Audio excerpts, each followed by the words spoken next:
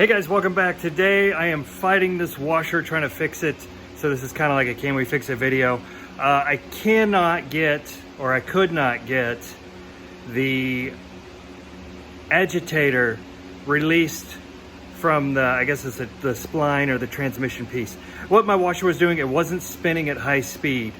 We've been working on it for a while, finally figured out what it was, but couldn't get it apart. Let me show you what I'm talking about. Guys, sorry for the dirt and the mess, but there's a lot of soap residue, fabric softener residue.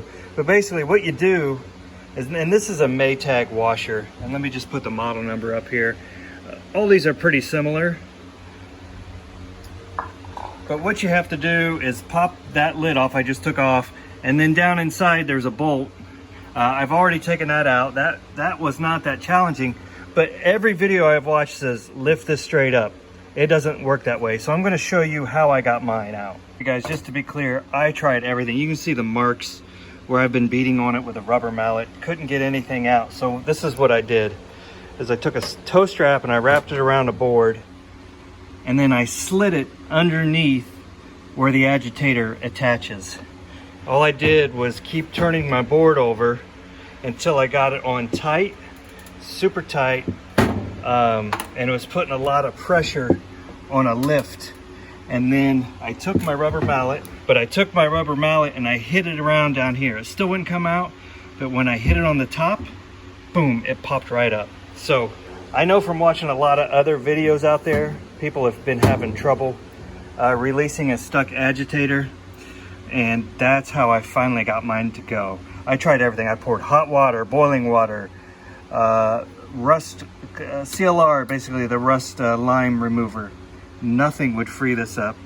That's how I ultimately got it out. So there you have it. That's how I freed my stuck agitator. Hope this helps somebody out there.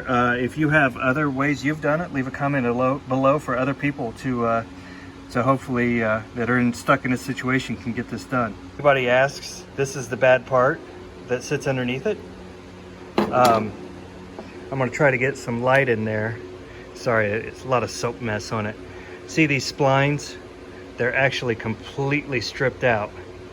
They don't grip. So my original problem was my washer would not spin at high speeds. Basically the final spin. And if you were looking there, you would see that the agitator would spin slightly off from the tub, and they weren't spinning together. So that was my clue, and that's how I led to this. So part is on order. If it does not fix it, I will make another update video. Thanks for watching.